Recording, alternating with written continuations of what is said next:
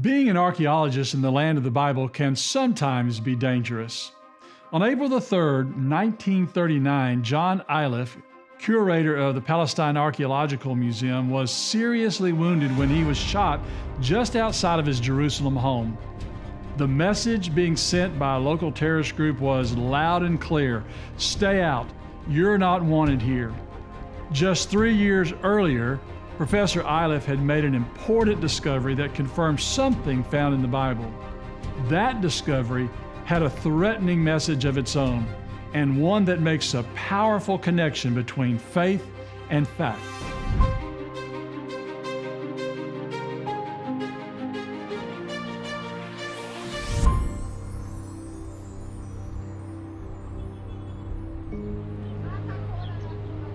In 1935, construction just outside the Lion's Gate in Jerusalem came to a screeching halt when workers discovered the remains of a vaulted building dating back to the early Byzantine period. John Iliffe was called to the site, and he found that there was a Roman building situated above the remains of an ancient tomb possessing several shallow graves. Above the graves, he discovered an ancient wall which contained a stone fragment bearing a Greek inscription. It had an eerily similar message to what would be sent to him just 3 years later when terrorists would shoot him in the back. The inscription read, "No man of another nation to enter within the fence and enclosure round the temple, and whoever is caught will have himself to blame, that his death ensues." The craftsman who had originally chiseled the inscription used large letters and painted them red so that its message could be easily seen. This partial inscription was made easier to decipher because of an earlier discovery made in 1871 by French archaeologist Charles Clermont-Ganneau. Ganneau had discovered a full and complete copy in the wall of a Muslim school near the Temple Mount. These ancient artifacts came to be known as the Temple Balustrade Inscriptions, and they testify to an event and a place found in the Bible. In approximately 19 BC, King Herod the Great began remodeling and enlarging the temple, and he designed it with elaborate furnishings and grand buildings that took some 46 years to complete. Proof for its existence can still be seen today in the remains of large building stones, chiseled entry steps, elaborate cornices, and the mammoth retaining wall that provided support for the platform on which the temple stood. Both the Bible and the Jewish historian Josephus speak of a sanctuary located at the center of this complex with a holy place and the Holy of Holies. This inner sanctuary is where Jewish sinners would come near to the presence of God, make sacrifice for sin, and fulfill their vows and legal obligations. We also know that this entire inner sanctuary was surrounded by massive walls and doors. Outside the sanctuary, but located within this enormous temple complex, was a court area for the Gentiles, a place where non-Jewish visitors could enter, but were forbidden to go further. It was at this location that an actual barrier existed separating Jews from non-Jews, and about which Josephus said was 3 cubits high and of exquisite workmanship.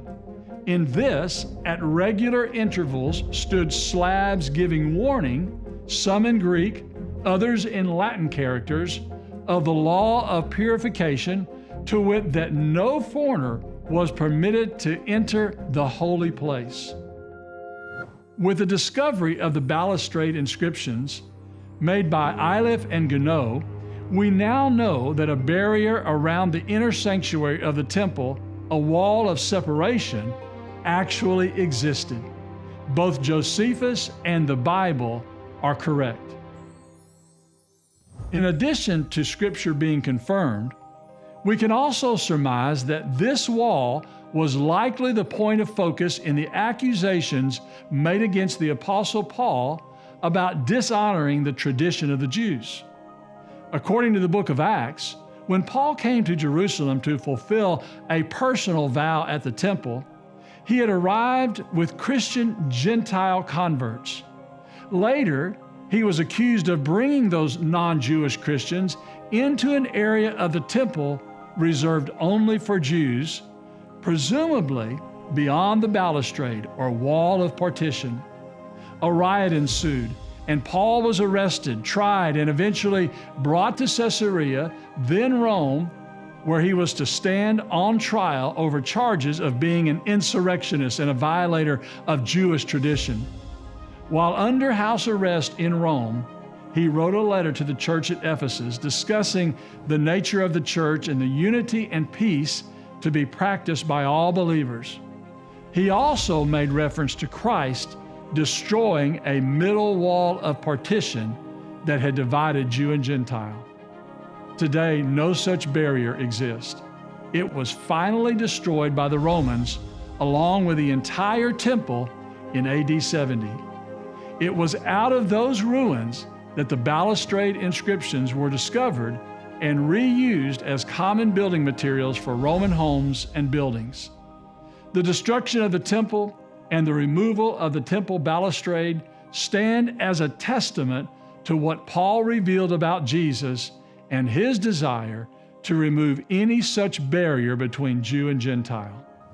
The inscriptions found by Iliffe and Clermont-Ganneau some 1900 years after the destruction of Jerusalem not only testify to the Bible's claims of a temple, but also to that of a wall of separation referred to by Paul in the book of Ephesians, giving us then both confirmation of the Bible's reliability as well as a greater appreciation for Paul's prophetic words found in Ephesians 2:14.